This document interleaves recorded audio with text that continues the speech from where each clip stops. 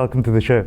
So people are saying that Cape Town has become this hub for lots of activity and things happening, and one of the places where things happen in Cape Town is the convention center.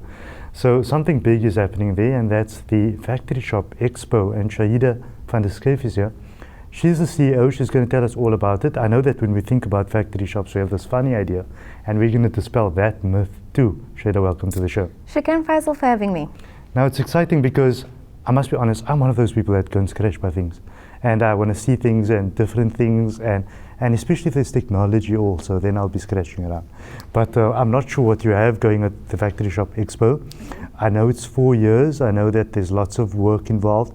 You are a mover and shaker yourself. That's what I've been hearing. You've been doing all these things. Yeah. I want to talk about that first, about you, because I know if I understand that, then I know what drives your shows. Definitely. Who is Shahieda? Well, look, Faizal, I've been doing this for the past 10 years already. And I originally started out, just in your general event planning. And I realized that there's obviously something bigger and better. And I challenged myself and I said, you know what? I really want to host my own show at the Cape Town International Convention Center. I'm sure you can imagine, where am I going? I haven't done that before. What idea, what concept? And you had this vision, and it was just about following that vision. Yeah, it just sort of popped out of nowhere. Early breakfast table, and it's like corporate functions, done that, got the t-shirt, done weddings, done this. I want to do something bigger, better. And then not only that, I actually felt that I wanted to do something that I could actually give back, to the community, and actually say, okay, here's something, for businesses or for shoppers, and, maybe start a fund and start donating. And so how do I do that? And that obviously led to the idea of having to give something on a bigger scale. So yeah, that led me to the convention center. I had to pitch ideas, different ones, and eventually I came up with a good one, which was the Chocolate and Candy Expo in 2013. It sounds very sweet, I must admit. It was, and it was actually brilliant because it wasn't only just chocolates and candies, it was everything related to, your yummy treats. So was that your first one? That was my very first show. Well, look, nobody knew I could do it. Everybody was just sort of like, they didn't know what to expect. Neither did I. I expected. I've got this philosophy in life, and I say that I know that my business partner calls it something. He calls it the not invented yet syndrome. Okay. That's what he calls it. So we've ascribed it to some medical terminology. But I'll tell you something. Okay. When you go out there and you do something, I always tell people that people will come up to you and say, why are you doing that? Why didn't you do it like this? Yeah. Why should you do that? Do you want to be different? Yeah. I say, hell yes, you should be different. Yeah. Because if you are not different, then guess what? You don't believe in your own personal truth. You need to be different. You need to build up your own brand. Yeah. And if people don't like that, you need to ask them one question, and that is, have you done it before? And if you have not, don't advise me. That's my philosophy. Advice. That's brilliant. You know what? I felt that if I wasn't being challenged, I didn't feel a fear. And I feel like I need to sort of be like ticking. Something needs to get me going. And so that led to that event. I kind of expected about 5,000 people over the weekend. That would have made me joyous, and I would have been over. So that was the aim and the goal. That was the aim. Faizal, we saw 20,000 people. People love sugar. It was love sugar. Yes, chaos. Which was brilliant though, because that opened CTICC's like eyes to Shahieda van der Schyff, and they were like, wow. So it's like putting a bar of chocolate on the floor, and the ants just... And so I proved the fact that my concepts were brilliant, my marketing was on point, and that I could definitely do this. So that gave you the drive to go bigger and better. Definitely. And and that sort of spiraled out to different companies approaching me and saying, hey, come on board, you did this, do the marketing person. Wow, we love the layout of your show. Don't you want to do the layout for our show? And and just sort of building myself on different shows. And then eventually Factory Shop was the next. Where did that come from? Because let me start from the beginning with Factory Shops. When we think about Factory Shops, we have this idea and philosophy that it's some cheap line clothing, or it's some holes in socks or something, Yeah, and that's what we're yes, exactly, and it's all the rejects that you're going to buy. Yeah. Is it really that, or? No, Faizal.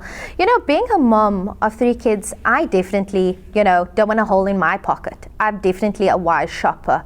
And I thought that if that's the way I'm thinking, everybody, and on top of our economy and what everybody's going through, you want to kind of save, Everybody's about the savings. And that's where the whole factory shop concept came about. And it's not just factory shops.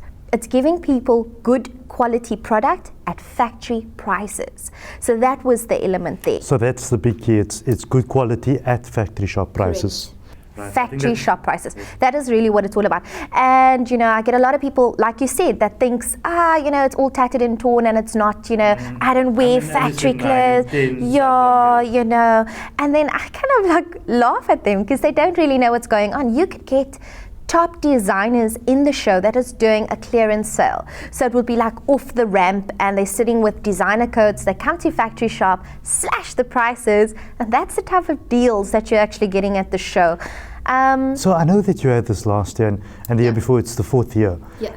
Did you sort of see people leaving the venue with all these bags of things going? Because I think a lot of people came through the door not knowing, and I think they just sort of was really, really interested to come and check it out and what it was all about. And definitely walking away with lots of bags, but not only that, spending a longer period of time in the show than what I thought, because we've got a lovely food court area there. You can actually get something to eat and watch the show and fashion shows and whatever's going on. So people kind of made a day of it. It wasn't just I'm popping in and getting family something. Environment. Are there things for kids also? There are so many different commodities in the show. We have 130 exhibitors / shops.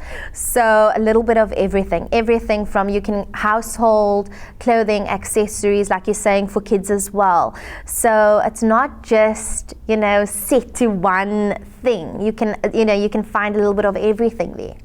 Yeah. So you saw the need. I know that we spoke briefly about economy, and we know that any economy in the world, I am sure there are certain economies, but generally the sentiment around the world is that we have a burdening economy, and when that happens, people sort of shift and say, are we so brand conscious? Do we need to be brand conscious? People are sort of suffering to do the minor things in life, and if you are brand conscious, that's fine. That's you can afford it. But there are people, and the majority of people in this country and in South Africa and this continent, Africa, don't go by every day with something decent to eat. So while that's all happening, do we still sit back and say, you know what, I can't go to a factory shop? Really? I think people need to also change their overall look at it altogether with. I mean, our local businesses, we need to start supporting these people. What is a factory shop, Faizal? Go to Salt River, go to Woodstock, it's a house, a garage. There's 50 people sitting behind a machine, and that specific garment that you think is just a piece of material, once it's cut and stitched and, they actually put the brand on it, then it suddenly becomes... So I sometimes wear a brand and everyone knows the brand. It's maybe perhaps the Hemisphere brand. They've seen it on TV before. And so there's a Hemisphere little badge here, and people know it. It's probably from Truworths or something like that. But I must be honest with you. I don't care about it. If I go out, I don't tell people, nobody asks me, were you at Truworths stores? Likewise, if you're buying something from the factory shop, is people going to ask you, did you buy that from the factory shop? So what's the point? Yeah. There isn't really. I think the show really is giving all businesses, including factory shops, manufacturers, local businesses, the opportunity to trade and to market themselves, and in the same breath giving you and myself and all the visitors a great shopping experience, but offering us these bargains and offering us these discounts and giving us the best prices under one roof for one weekend only. So you alluded to the idea of empowerment, and that's maybe something I want to talk about from an SMME point of view. Everyone's talking about local business empowerment, people are talking about economy, everything that we do, people want an angle on the side to find out why they need to support. And I think one of the angles is empowerment through business and smaller business. I know that, we have this thing, and with all due respect to the Chinese people, I really love them. But the point is that South Africans stand by saying, why is everything made in China? Everything I go and buy, made in China. Now, you know what? Now we have something that comes and exposes our own brands, and then people will sit back and say, I don't wear factory shop things. You need to decide where you are. Crazy. You need to decide where you are. And people would come in and say, oh, we expected this specific one here and this specific one here. And I'd be like, wow, you know what? They actually sell the exact same thing, and it's cheaper. Why wouldn't you want that? Now you're expecting 16,000 people. Faizal, that was last year. Yeah. So last year we saw 16,000 people. I'm hoping to see a little bit more this year. I'm putting a lot of effort into the show. And I think our exhibitors are working hard at getting that exposure. You're fully booked out from an exhibitor point of view. Yes, alhamdulillah. So people that want to come and join, that's not going to work. The only thing is to wait for next year. You can take a bigger venue. There is actually applications open for next year already. Oh, interesting. Yeah, a lot of guys. We have 130 this year. Next year we're going to have 145. So every year we go a little bit bigger so we can add more and put a little bit more in there. We are currently fully booked in all commodities, which is a brilliant thing. That's fantastic. But if you missed it this year, please contact us and get on the list, for next year. If you've got something really cool and interesting, I'd really like to know about it. And tell us about your exhibitors a bit, because I think when people talk about factory shop, they're only thinking about clothing. Are we only looking at clothing exhibitors, or are there a range of things that's probably accessories? You know what? Let's start with home decor and stuff. If you're looking for mattresses and beds and stuff, but some really good deals there as well. Like general decor. So there are those items on sale too. Definitely. You know what? Last year it was like, I'll tell you a joke. This guy got this mattress and he was so ecstatic, Faizal. He's like, wow, I saw the same thing just in the mall, and oh my word, wow, and he literally, him and his wife, carried the mattress out like on their shoulders through the show. Can you envision that? And the rest is history. Yeah, and there was like all these people, and he wouldn't wait, because the guy said to him, no worries, we'll deliver it, and la la la. And he was and that just goes to show the type of deals that are at the show. It's that good that you want to sort of walk away with it, and he literally did. Okay, he picked his mattress up and he walked out. Yeah, so these household... So he wasn't sleeping at all? Oh no, definitely. Him and his wife were like, we've got the deal we came for, and out they go. That's also something to mention, because we've got long lines, the doors open at 9. People stand at 7:30 in the morning because they know what they want. They know that there might be a certain quantity per item that are... What's about that entry? We've got people coming up, queuing at the door. There must be an entry fee for all of that. Does it give you access all day? What's the cost to that? Correct. So tickets are 50 Rand, which they can purchase at Computicket. Is this constant for kids and... kids under 10 are free. Oh, okay. Okay, so mom, you can pop all your prams and your kids in with you, and that shouldn't be a problem. And then... Computicket only not available at the door? At the door, we do have tickets at the door, but we advise that, go and get your ticket online, because you've got it in your hand. There are slightly shorter lines for pre-ticket sales, obviously, because you don't have to go through, the whole paying process. So it's slightly quicker to get through the door. I do know that over 4 years, we've noticed that a lot of people would be like, I got in the door quicker, I had my ticket. And that's why I'm just really trying to promote that and say, you don't have to be standing that early in the line. Get your coffee, get your breakfast, buy your ticket beforehand.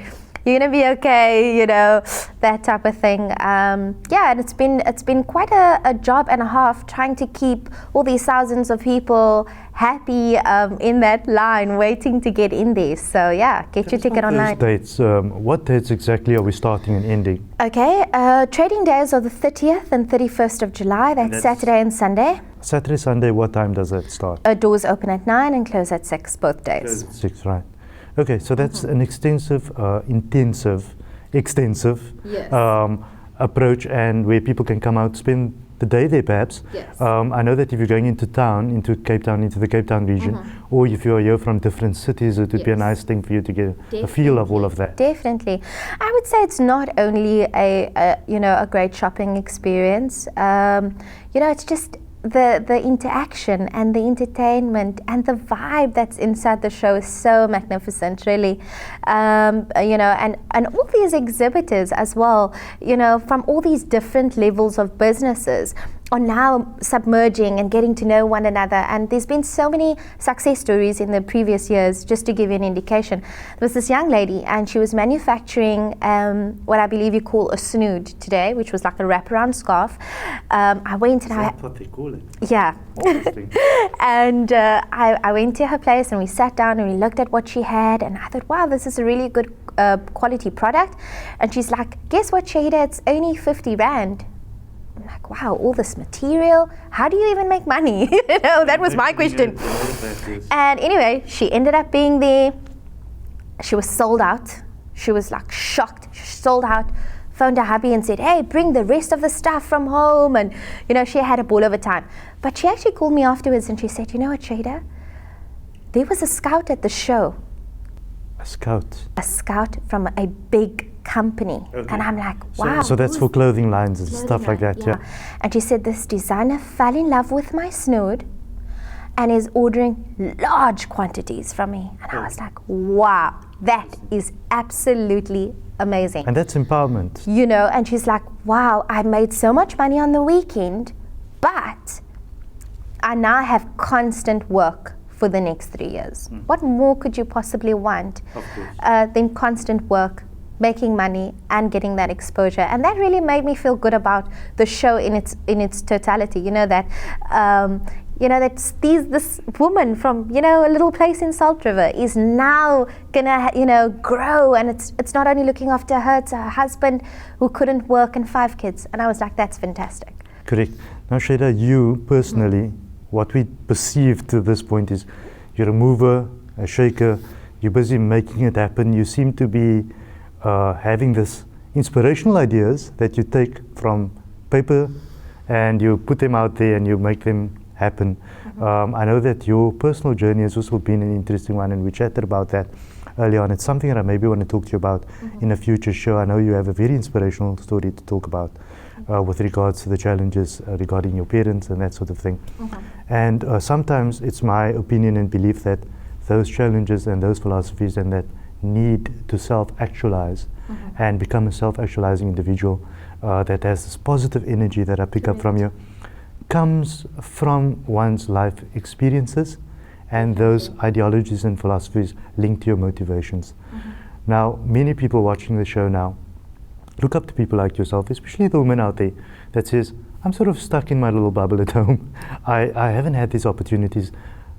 I believe that those opportunities only come if you make them happen for yourself. What's your advice to other ladies out there that says, I've got this idea, I want to be Shahieda, I want to be able to do what I do and make that little change? Okay. You know what, Faizal, it's all about self-belief at the end of the day. You know, you really have got to believe in yourself. And like I said, take that initiative, you know, go out there, you know, whatever it may be, whether it be an idea or you want to be a designer or you want to start a little, I don't know, hairdresser, whatever it may be. I see you thinking about your mom. I am. I am.